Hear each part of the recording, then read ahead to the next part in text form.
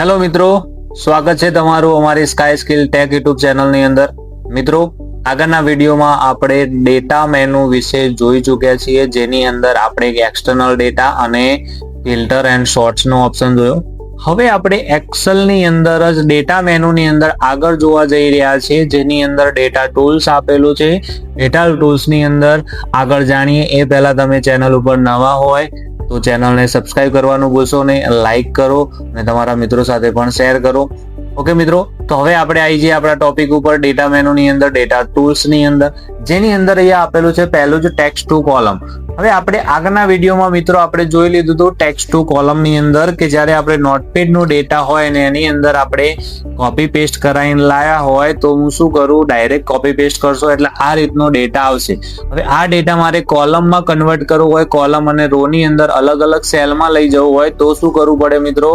તો એના માટે આપણે એના કોલમનો કોપી પેસ્ટ કર્યા પછી એને સિલેક્ટ જ રાખીશું, ટેક્સ્ટ ટુ કોલમમાં જઈશું, અહીંયાથી નેક્સ્ટ કરીશું અને દરેકને આપણે જો અલગ પાડ્યા હોય અલ્પ વિરામથી તો અહીંયાથી હું કોમા પસંદ કરે, નેક્સ્ટ કરે અને ફિનિશ કરશું. એટલે આપણો જે ડેટા હતો એ કોલમ અને રો ની અંદર અલગ અલગ સેલની અંદર ગોઠવાઈ જશે. હવે આપણે જાણીએ તો ફ્લેશ ફિલ. ફ્લેશ ફિલ નું કામ શું? તો ચલો એના માટે આપણે શું કરીશું, તો કઈ અહીંયા વેલ્યુ લખી દઉં. ચલો હું અહીંયા વેલ્યુ ઇન્સર્ટ કરાવી દઉં. અહીંયા હું લખી દઉં કન્ડિશન, એના પછી અહીંયા લખી દઈએ હું આન્સર લખી દઉં કે આપણે કોઈ વેલ્યુ હોય એનો મારે અહીંયા ચલો હું 11 લખી દઉં, 12 લખી દઉં અને નીચે આના થોડાક ડ્રેગ કરી લઈએ 20 સુધી.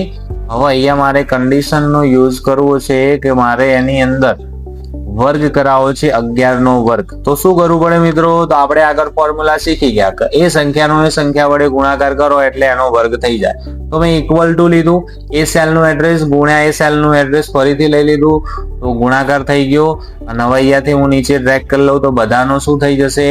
તો બધાનો વર્ગ થઈને આવી જશે. હવે આની અંદર કન્ડિશન તો શું થાય કે ફોર્મ્યુલા કઈ લાગી તો 11 ગુણ્યા 11 આ રીતે કરીએ ત્યારે આટલો જવાબ આવે.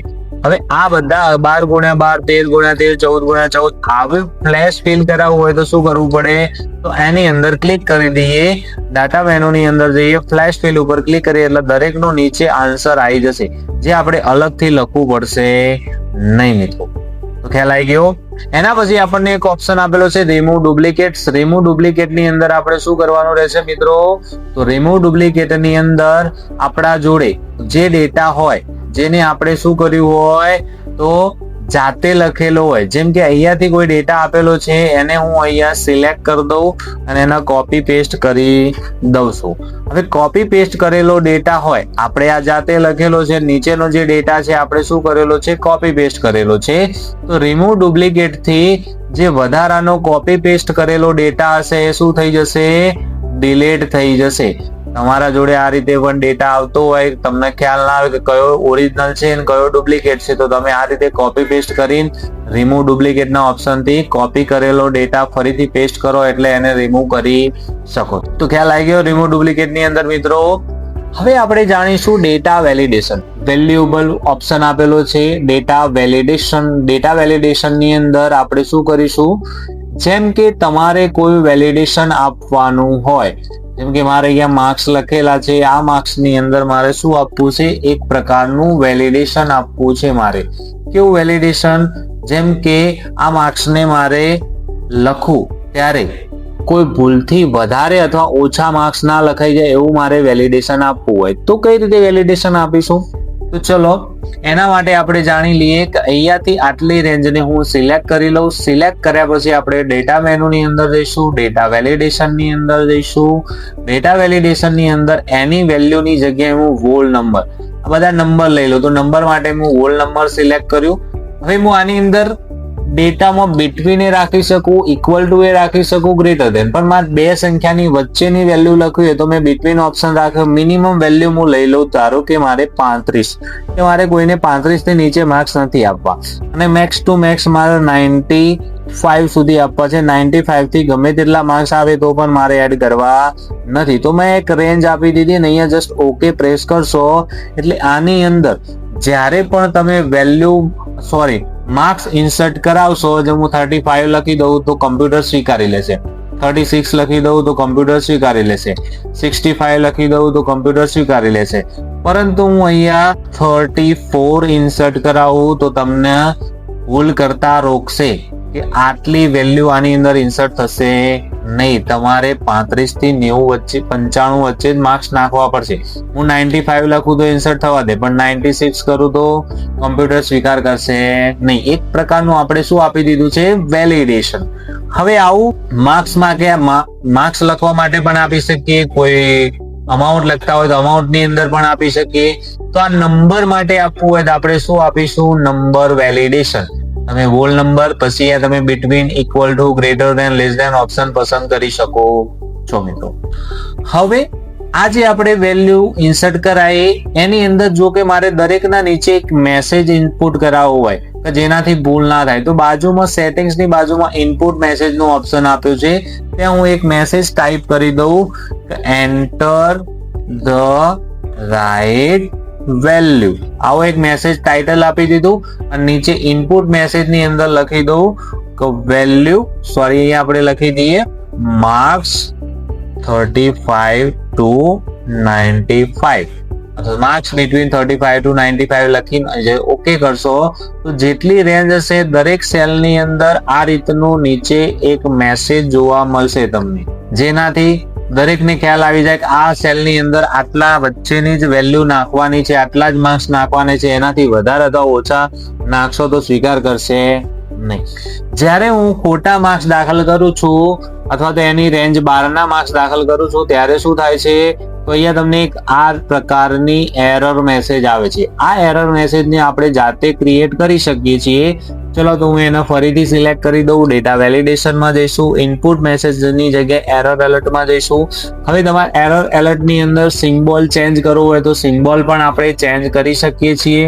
કેવો સિમ્બોલ આપણે રાખવો છે, તો ચલો મારે સ્ટોપ રાખવું છે, વોર્નિંગ માટેનો કોઈ સિમ્બોલ રાખવો છે, અથવા તો હું ઇન્ફોર્મેશન માટેનો સિમ્બોલ રાખવો છે તો ઇન્ફોર્મેશનનો સિમ્બોલ પણ આપણે રાખી શકીએ છીએ. અહીંયાથી હું સ્ટોપ કરાવવું હોય તો સ્ટોપનો સિમ્બોલ, ચલો હું અહીંયા વોર્નિંગનો સિમ્બોલ આપી દઉં, અહીંયા ટાઇટલ આપી દઉં કે રોંગ વેલ્યુ એન્ટર અને નીચે લખી દઉં એન્ટર ધ રાઈટ વેલ્યુ. આ રીતે મેં લખી દીધું. લખ્યા પછી તમે જસ્ટ ઓકે પ્રેસ કરશો. હવે જ્યારે તમે એની અંદર કોઈ પણ માર્ક્સ નાખશો જે એની રેન્જની બહારના હશે તો તમે જે એરર એલર્ટ ક્રિએટ કર્યું હતું એવું વોર્નિંગનું ચિહ્ન આવી જશે. તમે જે મેસેજ લખ્યો તો એ મેસેજ આવી જશે ટાઇટલ અને મેસેજ સાથે. તો આશા રાખું છું કે ડેટા વેલિડેશન ની અંદર તમને આ ઓપ્શન વિશે ખ્યાલ આવ્યો જ હશે. હજુ એની અંદર બીજા ઘણા બધા ઓપ્શન આપેલા છે મિત્રો. હું તમને એક ઓપ્શન સમજાવું છું કે લિસ્ટ. આપણા જોડે લિસ્ટ આપેલું છે દરેક સ્ટુડન્ટનું. હવે મારે લિસ્ટનો ડેટા લાવવો હોય, જેમ કે આપણે આગળના મેનુમાં વિડીયો શીખી ગયા VLOOKUP. ચલો હું તમને VLOOKUP માં લઈ જાઉં, ફરીથી તમને બતાવી દઉં. અહીંયાથી VLOOKUP ની ફાઇલ આવી ગઈ છે મિત્રો, જેની અંદર અહીંયા જો એક સિરિયલ નંબર આપેલા છે, જેની અંદર મારે દરેકના સિરિયલ નંબર જાતે ટાઈપ કરવા પડે છે. તો ટાઈપ કરીએ ત્યારે જ મને જવાબ મળે છે. પણ હું અહીંયા એક લિસ્ટ જ લઈ લઉં. આ જે લિસ્ટ અહીંયા આપેલું છે આની અંદર જ લઈ લઉં, ડ્રોપ ડાઉન બટન જેવું, જેની અંદર હું સિલેક્ટ કરું એ પ્રમાણે આવી જશે. મારે જાતે વેલ્યુ નાખવી પડે. તો એના માટે શું કરશું, તો જેની અંદર લિસ્ટ લાવવાનું એની અંદર ક્લિક કરીશું, ડાટા મેનુમાં જઈશું, ડેટા વેલિડેશન ની અંદર આપણે જતા રહીશું અને ડેટા વેલિડેશન ની અંદર જઈને તમે વેલિડેશન એની અંદર આપી શકો છો. ઓકે મિત્રો, તો ચલો અહીંયાથી હું ફરીથી આ રેન્જને સિલેક્ટ કરી દઉં ને અહીંયા હું ડેટા વેલિડેશન આપી દઉં. ડેટા વેલિડેશન ની અંદર જઈએ, અહીંયાથી આપણે શું લઈ લઈએ, લિસ્ટ લઈ લઉં. લિસ્ટની અંદર સોર્સની અંદર આ લિસ્ટને હું સિલેક્ટ કરી દઉં અને ઓકે કરી દો. ચલો નામના ટાઇટલને પણ સિલેક્ટ કરી દઈએ, ઓકે કરી દઈએ. હવે એની બાજુમાં એક તમને ડ્રોપ ડાઉન બટન આવી જશે, જેની અંદર આ નામનો લિસ્ટ થયું એ અહીંયા તમને શો કરશે. તમારે લખવું પડે નહીં, જે આની અંદર હોય એના એ જ નામ તમે અહીંયાથી શો કરી શકો છો. ડેટા વેલિડેશન ની અંદર બીજું જોઈએ તો તમને એક આપેલું છે ડેટ.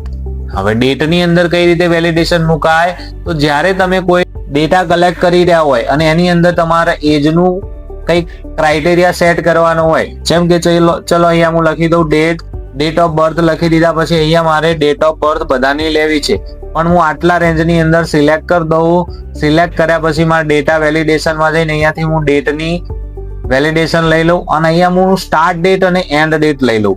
જેમ કે મારે 1/1/2010 થી લઈ અને 31/12/2015 આ બંને વચ્ચેની જ કોઈની ડેટ ઓફ બર્થ હશે એનો જ ડેટા મારે એક્સેપ્ટ થવા દેવાનો હોય તો મેં અહીંયા રેન્જ સિલેક્ટ કરી દીધી, ઓકે કરી દીધું. હવે જ્યારે હું કોઈ પણ વેલ્યુ આની અંદર ઇન્સર્ટ કરી કે 12/1/2014 કોમ્પ્યુટર સ્વીકાર લેશે. 14/11/2015 સ્વીકાર લેશે. પરંતુ જો હું અહીંયા એના 12 ની ડેટ સિલેક્ટ કરી દઉં કે 20/5/2016 તો શું થશે? અહીંયા તમને કોમ્પ્યુટર એક એરર મોકલશે કે તમે આ ડેટા દાખલ કરી શકશો નહીં, કેમ કે એનું અંદર શું આપેલું છે? એક વેલિડેશન આપેલું છે. તો ડેટનું વેલિડેશન પણ તમે આ રીતે આપી શકો છો. એમાં જો અહીંયા પણ સેમ ઓપ્શન આપેલા છે, equal to, not equal to, greater than ને બધા. એના પછી તમે ટાઈમનું ફોર્મેશન પણ આપી શકો છો કે ટાઈમ, જ્યારે પણ આપણે ટાઈમનું ફોર્મેશન આપીએ તો ટાઈમ તમારે લખવું પડે કે આ ટાઈમની વચ્ચે જ કોઈ ડેટા આવતો હોય એનો જ તમારે અટેન્ડન્સ પૂરવાની છે. તો હું રેન્જને સિલેક્ટ કરી દઉં, ડેટા વેલિડેશનની અંદર જતા રહીએ, ટાઈમની અંદર આપણે જતા રહીશું. સ્ટાર્ટ ટાઈમની અંદર હું લઈ લઉં કે 10:20 બરોબર, અને એન્ડ ટાઈમની અંદર લઈ લઉં 10:45. આટલા વચ્ચે આવે એટલાનું એક્સેપ્ટ, બાકી નહીં. તો અહીંયા લખી દઉં 10:30 તો કોમ્પ્યુટર સ્વીકારી લેશે. 10:15 કરું તો સ્વીકાર કરશે નહીં. તો આપણે કયું વેલિડેશન આપ્યું? ટાઈમનું. એવી રીતે હજુ ડેટા વેલિડેશન ની અંદર આપણે જઈશું. ટેક્સ્ટની લેન્થ આપેલી છે, મતલબ કે આપણે અહીંયા કોઈ નામ લખતા હોય તો નામ હંમેશા મિનિમમ 2 લેટર અને મેક્સ ટુ મેક્સ 10-12 લેટરનું પણ હોય છે, કોઈના નામ હજુ લાંબા પણ હોય છે. તો આપણે ક્રાઇટેરિયા સેટ કરવો છે કે આટલી રેન્જનું નામ હશે તો કોમ્પ્યુટર સ્વીકાર કરશે, નહીં તો સ્વીકાર કરશે નહીં. તો એના માટે આપણે શું કરીશું? તો ચલો હું આટલો ડેટા સિલેક્ટ કરી દઉં. ડેટા વેલિડેશન ની અંદર આપણે જતા રહીશું. અહીંયાથી હું ટેક્સ્ટ લેન્થ લઈ લઉં અને મિનિમમ ને મેક્સિમમ મિનિમમ 2 લેટરનું સ્વીકાર કરશે, મેક્સિમમ આપણે લઈ લઈએ ચલો 12 લેટર સુધીનું નામ સ્વીકાર કરશે. તો હું અહીંયા નામ લખી દઉં કે ઓમ, તો કોમ્પ્યુટરે સ્વીકાર લીધું. મેં 1 લેટરનું લખી દઉં, કોમ્પ્યુટરે સ્વીકાર કર્યું નહીં. હજુ નીચે આપણે હું મારું નામ લખી દઉં, સ્વીકાર કરી લીધું. હજુ આપણે કંઈક નામ મોટું લખી દઈએ તો શું થયું? કોમ્પ્યુટરે સ્વીકાર કર્યો નહીં, કે આવડું મોટું નામની અંદર લેશું નહીં.